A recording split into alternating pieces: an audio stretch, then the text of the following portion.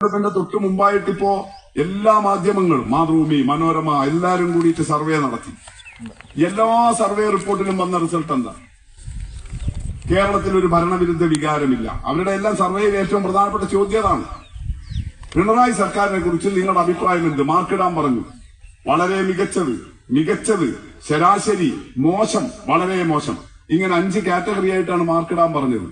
അങ്ങനെ മാർക്കിടാൻ പറഞ്ഞപ്പോൾ ഏതാണ്ട് 60% മുതൽ 70% വരെ ആളുകൾ മാർക്കിട്ടിരിക്കുന്നത് ശരാശരിയോ അതിന് മുകളിലോ ആണ് കേരളത്തിലെ LDF ഭരണം എന്നാണ്.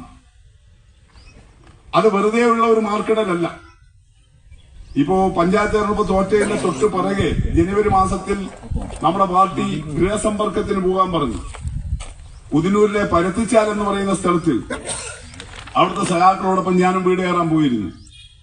അവിടെ ലീഗിന്റെ UDFന്റെ പടന്ന പഞ്ചായത്ത് മെമ്പറായിരുന്ന ഒരു റഷീദ എന്ന് പറയുന്ന ഒരു വനിതയുടെ വീട്ടിൽ പോയി.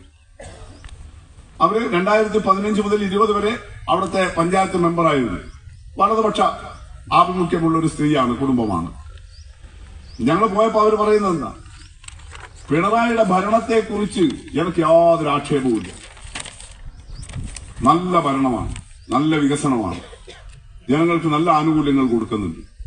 പക്ഷെ ഇങ്ങം ആ വെള്ളാപ്പള്ളിനെ കാറിക്കയറ്റിയില്ലേ, മറ്റേ ഇത് ചെയ്തില്ലേ എന്ന് പറഞ്ഞാൽ നമുക്കെതിരായിട്ട് ഈ മാധ്യമങ്ങൾ പ്രചരിപ്പിക്കുന്ന ഇമാതിരി വ്യാജ പ്രചരണങ്ങളിൽ കുടുങ്ങിയിട്ട് അത്തരം 2-3 കാര്യങ്ങളാണ് ആകെ അവർക്ക് നമ്മളെ കുറിച്ച് പറയാനുണ്ടായത്. ഭരണത്തെക്കുറിച്ച് അവർക്ക് യാതൊരു ആക്ഷേപവും. അപ്പൊ 70% ആളുകൾ കേരളത്തിലെ ഭരണത്തിന് ശരാശരിക്കോ അതിന് മുകളിലോ ആണ് മാർക്കിട്ടത്. മാതൃഭൂമിയുടെ സർവേയിൽ, മനോരമയുടെ സർവേയിൽ, റിപ്പോർട്ടറിന്റെ സർവേയിൽ. അത് വെറുതെയുള്ള ഒരു കള്ളക്കണക്കല്ല എന്ന് ഇങ്ങനെ UDFന് സ്വാധീനമുള്ള ഒരു വീട്ടിൽ പോയപ്പോ ആ വീട്ടുകാരിയുടെ, ലീഗിന്റെ പഞ്ചായത്ത് മെമ്പറായിരുന്ന സ്ത്രീയുടെ വാക്കുകളിൽ നിന്ന് പോലും തെളിയുകയാണ്. അതാണ് നമ്മുടെ നാട്ടിന്റെ അനുഭവം. ആ മാതൃഭൂമി സർവേയിൽ പറയുന്നത് ഇത്തവണ 77 സീറ്റ് LDFന്, 72 സീറ്റ് UDFന് എന്നാണ്. അപ്പോ ഉറപ്പിച്ചോ നിങ്ങൾ?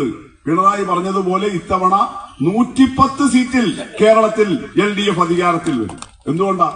2021 കഴിഞ്ഞ നിയമസഭാ തെരഞ്ഞെടുപ്പിൽ മാതൃഭൂമി ഇതുപോലെ സർവേ നടത്തിയിരുന്നു. അന്ന് മാതൃഭൂമിയുടെ സർവേയിൽ പറഞ്ഞത് 100 സീറ്റ് UDFന് കിട്ടുന്നതാണ്. 100 സീറ്റ് UDFന് കിട്ടും. പക്ഷെ വോട്ട് എണ്ണിയപ്പോ 99 സീറ്റ് LDFനാണ്. അന്ന് മനോരമയുടെ സർവേയിൽ പറഞ്ഞത് ഈ തൃക്കരിപ്പൂർ മണ്ഡലത്തിൽ ആര് ജയിക്കുന്ന?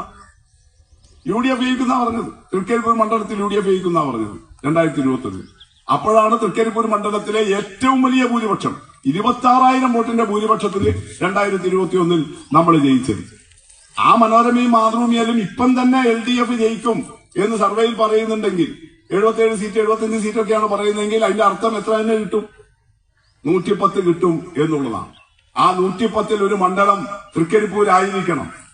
അതിൽ തർക്കമുണ്ടാവില്ല.